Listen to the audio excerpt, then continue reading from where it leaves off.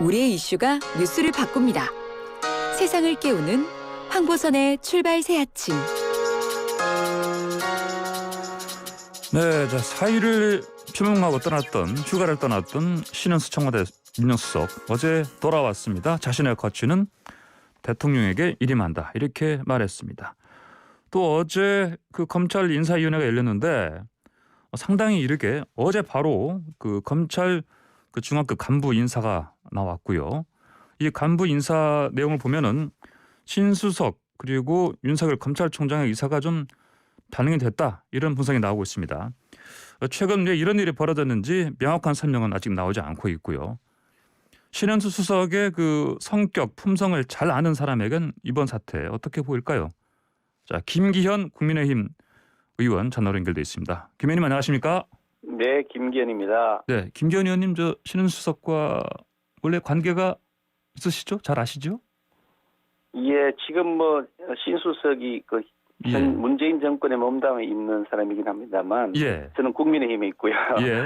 그러니까 서로 정책 입장은 달리하는 사이이긴 한데, 예. 대학은 동기 동창이고 아주 자주 뭐 가끔씩 통화도 하고 만나기도 하는 그런 서로가 서로를 존중하는 그런 관계의 친구 사이다 이렇게 이해하시면 좋을 것 같습니다. 아, 그러면 뭐 같은 학교 같은 동기 동창 그러면 학번이 7, 8학번인데요. 7, 8학번이요. 신혜수석이 예. 저희 동기들 사이에서 매우 신망이 두터운 사람이고 예. 어떤 정치인이 되겠다는 그런 야망을 가진 사람은 전혀 아니고요. 예. 법률가로서 법조인으로서 매우 반대하는 사람이다. 이런 평가를 동기들 사이에서 받고 있는 사람입니다. 아, 그러셨군요. 그러면 오랫동안 또 학창 시절부터 지켜보신 그런 분이고 그런 혹시 뭐 그 사법고시도 거의 비슷하게 통과하셨겠습니까? 사법고시는 제가 예. 25회 연손 15기고요. 예. 신수석이 한 해 다음인 16기 연손 16기 그런데요. 예. 가끔씩 만나보기도 하고 뭐 예. 제가 그 국회의원 되고 나서도 만난 적도 있고 예. 통화도 한 적도 가끔씩 있습니다만 이번에 예. 사태 이 파동이 난 다음에는 통화를 안 했습니다. 혹시나 그러셨어요? 오해받을까 싶어서요. 예. 자, 그러면 이렇게 이제 신은수석을 잘 아시는 분으로서 이번 사태를 좀 바라보시는 심정이 좀 어떠셨습니까? 그 전체적으로 보면 현 정권이 이제 이게 모든 그 국가의 정책이나 인사를 예. 너무 과도하게 편중하게 하고 있거나 원칙 없이 정략적으로 하고 있다라고 하는 공격을 저희들이 하고 있는데 예. 사실 그 점은 아마 객관적 사실이라고 보여지고요. 아, 예. 그런 점에 대해서 이게 신은수석은 아마 이 동감할 수가 없었을 겁니다. 이번에 청와대 민정수석으로 들어갈 때도 예. 주변에 밝힌 내용들을 보면 그런 어려운 시기에 본인이 가게 되어서 잘 해야 될 텐데 걱정이 된다 이런 얘기도 나누고 갔거든요. 예. 그만큼 자기로서는 이 국정 난맥상을 좀 바로 잡아봐야 되겠다라는 의지를 가지고서 민정수석으로 들어갔던 것이 아닌가 생각이 드는데 예. 막상 부딪혀 보니까 그 내부에 있는 강력한 친노, 친문, 이 강성 운동권 그룹들, 네. 그 그룹들의 이게 어떤 압력이나 과도한 횡포에 대해서 아마 견뎌내기가 어려웠을 것 아닌가 하는 그런 나름대로의 판단을 저는 하고 있습니다. 예. 저 어쨌든 그 신은수석이 이제 돌아오기 전까지는요, 뭐 언론에서 대부분이 뭐 심지어는 뭐 그 강을 건넜다 이런 표현까지 나왔었고요. 그래서 뭐 사실은 돌아오지 않고 이제 그냥 계속 그냥 떠나실 것이다 뭐 이런 얘기도 있었는데 결국 지금 어제 그 신은수석이 돌아오면서 자신의 거취는 대통령에게 일임한다 이런 얘기를 한 걸 보면은 계속해서 일을 하겠다 이런 뜻을 밝힌 것으로 봐야 되지 않겠습니까? 어떻게 보십니까? 그래서 그 부분도 뭐 계속해서 일하겠다는 것도 아니고 사퇴한다는 것도 아니고 예. 어정쩡하게 지금 봉합해 놓은 상태인데 예, 예. 결국은 또다시 터져나올 휴화산 정도 수준 아닌가라는 판단을 하고 있고요. 예. 일부 언론을 보도를 보니까 네. 본인은 어저께 청와대에 복귀하면서도 자기는 사퇴하겠다라는 의사를 표현했다고 주변에 그렇게 알려졌다고 기사가 나 있던데 예.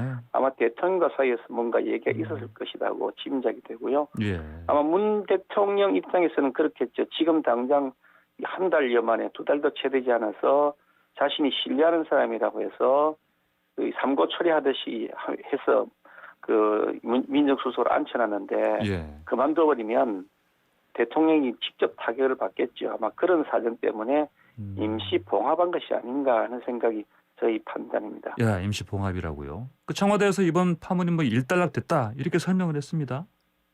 일단락됐다는 것은 청와대의 일방적 의견이고요. 예. 정말 이 사태를 겪으면서 저는 가장 우리나라에서 가장 개혁이 필요한 것은 바로 청와대다는 생각을 다시 한번 하게 되었습니다.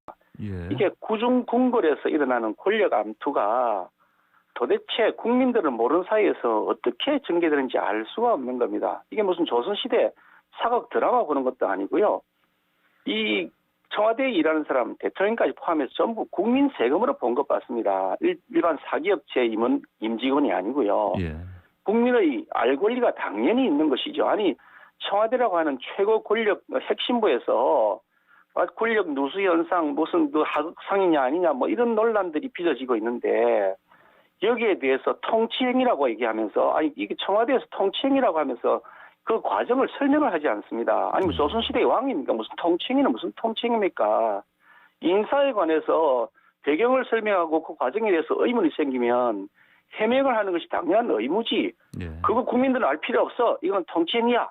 이게 무슨 대통령이란 분이 왕입니까? 난 이해가 안 되는 것이고요. 예. 이와 같은 권력 암투가 구중궁궐에서 계속 일어나고 있는데 언제까지 계속 이런 식으로 밀실 행정할 거냐, 밀실 정치할 거냐. 자신 스스로 대통령 24시간은 이게 그 국민의 것이기 때문에 다 공개하겠다고 스스로 약속했지 않습니까? 왜 근데 공개하지 않습니까? 하나도 이행하는 것이 없습니다. 예. 지금 상황에서는 모든 걸 그러니까 명확하게 밝혀라. 이게 지금 이제 김기현 의원님의 주문이신 거죠? 그러니까. 다 덮어놓은 거죠. 아니 뭐 몇 시에 무슨 재가를 했다고 전자결제를 했다고 하던데요. 예. 전자결제를 했으면 무슨 인사안이 언제 올라왔고 몇 시에 결제했는지 다 나오잖아요. 며칠 몇 시에 무슨 결제가 올라왔다 결제했다. 아니 그 문서의 제목과 결제 시각도 다 그게 비밀입니까? 무슨 비밀이 그렇게 많습니까? 김 의원님 지난 7일에 그 검찰 인사 말씀하시는 거죠?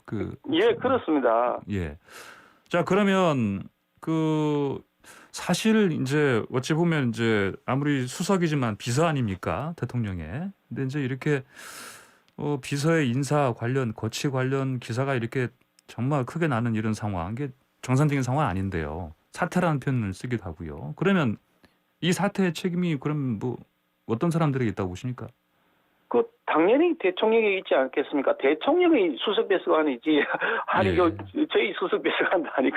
예. 아니 대통령이 임명했고 자기의 수석비서관인데 예. 자기 그 대통령과 그 수석비서관 사이에서 일어난 문제에 대해서 대통령이 책임을 안 지면 그건 누가 책임을 집니까? 국민이 책임을 집니까? 아니 이게 신현 수석이 뭘 잘못한 것이 있다면 그걸 잘못을 설명을 하시든지 예. 아니면 대통령이 잘못한 것이 있으면 그렇다고 이해를 구하시든지 이것도 저것도 아니고 다 덮어놓고 국민들은 알 필요 없다. 이렇게 하면 예. 이게 도대체 이게 투명 행정이라 할 수가 있겠습니까? 이 대통령 스스로 예전에 민주당 예. 당권 주자 시절에 말씀하셨죠. 그 당시에 어떤 일이 있었냐면 이 김영한 민정수석 그러니까 박근혜 정부 시절이죠. 민정수석 비서관이 예. 항명 사표를 냈다는 그 사태가 있었는데요. 예. 그 무렵에 이 당권 주자였습니다. 문재인 대통령께서는요. 그때 뭐라고 하셨냐면 민정수석이 항명사표라는 태풍이 국가의 기강을 쑥대밭으로 만들었다. 대통령 비서실 기강이 정상적인 사태가 아니다. 박근혜 대통령도 국민들 앞에서 사과할 필요가 있다. 국정 실패의 근본 책임이 청와대에 있던 사실이 드러났다. 이렇게 얘기를 했단 말이죠. 그러면서 국가 운영의 심장부가 어떻게 이처럼 비극의 만화경일 수 있는가라는 긴급 성명까지 발표를 했는데 아니 이런 사태에 대해서 본인 스스로는 그렇게 공격하셔놓고 자신의 문제에 대해서는 알 필요 없다. 그냥 조용하시오. 국민들 그냥 가만히 있으시오. 이렇게 하신다면 참 정말 내로남불이다. 그런 생각이 들죠. 모든 책임이 대통령에 있다는 것을 어떻게 회피할 수 있겠습니까? 예. 자, 이제 민주당 내에서는요, 신은수 수석의 이제 최근에 이런 이제 뭐 사퇴한다, 그다음에 또 대통령이 만류한다, 그리고 다시 휴가 떠났다 이런 상황 관련해서 부적절하다 이런 또 비판하는 목소리가 들립니다. 자, 그렇다면 뭐 청와대에서는 일단락 됐다고 얘기는 했는데 이런 상황에서 만약에 이제 대통령이 이제 대통령한테 이제 거취를 일임한다 했는데 자, 계속 일해달라 이런다면은 신은수석 앞으로 이제 이런 업무 수행 어떻게 잘 될 것 같습니까? 아마 지금 그 이제 청와대와 여권 내부에서 이제 권력 분화가 일어나고 있을 겁니다. 이제 예. 차기 대선을 향해서 서로 이합 집산이 이루어지고 있고요. 예. 이제 문 대통령도 이제 임기 말기에 접어들었기 때문에 새로운 권력을 향한 그 진영 간의 권력 투쟁 아마 여권 내부에서도 일어날 것이 뻔하다고 생각이 들고요. 예. 그 과정에서 문재인 대통령의 입지는 약화될 것이 뻔한데 이 상황 가운데서 과연 신수석이 민정수석 업무를 제대로 수행할 수 있을지 여부는 아직 더 두고 봐야 할 것이다. 예. 아마 쉽지 않을 것이다 그런 생각을 저는 합니다. 예, 알겠습니다. 어제 그 검찰 인사위원회에서 그 결국은 이제 인사 단행 내용을 보니까요. 이걸 봐서는 그 신수석의 어떤 의견, 뭐 더불어서 윤석열 총장, 검찰총장의 의견도 좀 반영이 됐다. 이렇게 좀 분석들이 나오고 있습니다. 이런 분석을 봐서는 그래도 신수석이 앞으로 그 업무 수행을 하는데 그래도 어떤 길을 터준 게 아닌가 이렇게 볼 수 있지 않겠습니까? 어떻게 보십니까? 사실은 이게 뭐 검찰의 인사 가지고서 예. 뭐 잘했다 잘못했다 여러 가지 평가가 있을 수 있겠지만 현 정권 들어서 한 검찰 인사, 법원 인사도 마찬가지고요. 예. 행정부처도 저는 마찬가지라고 생각하는데 과도하게 권력형 이게 권력 의존형 인사를 했다. 그러니까 권력의 눈치 보는 사람, 잘 보이는 사람은 영전시키고 승진시키고 권력이 밉보이거나 권력에 대드는 사람은 과감하게 숙청을 했다. 저는 그렇게 생각을 합니다. 예. 그런 면에서 네. 신수석이 그런 방식으로 검찰 인사를 운영해서는 안 된다는 의견을 개진한 것으로 보여지고 예.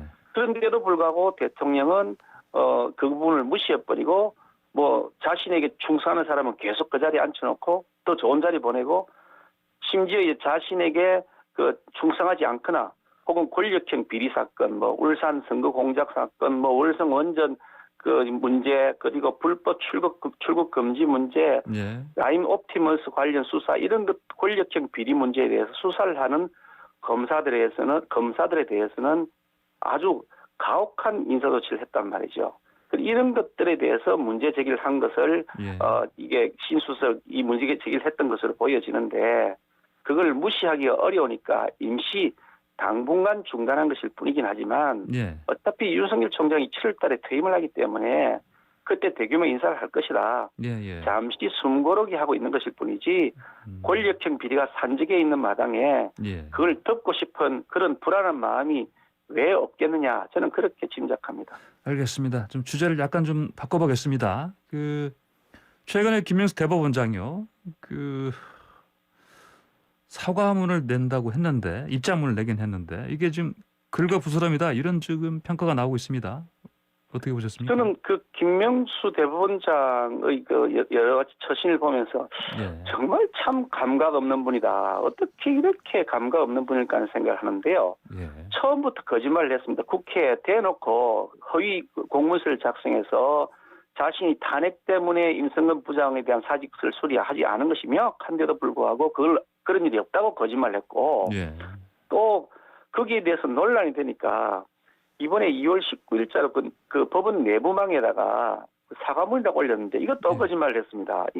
아니 대법원장이라는 사람이 거짓말을 밥 먹듯이 하는 사람 거기에 뭐라고 돼 있냐면 예. 자신이 거짓말한 허위 공문서를 통해서 거짓말했던 것이 부주의한 답변 이래놨는데 아니 거짓말한 것이 부주의한 답변입니까? 그러면 거짓말했다고 위정죄로 이 재판받는 사람들 판사가 전부 다 부주의한 것이기 때문에 무죄가 돼야 되겠네요.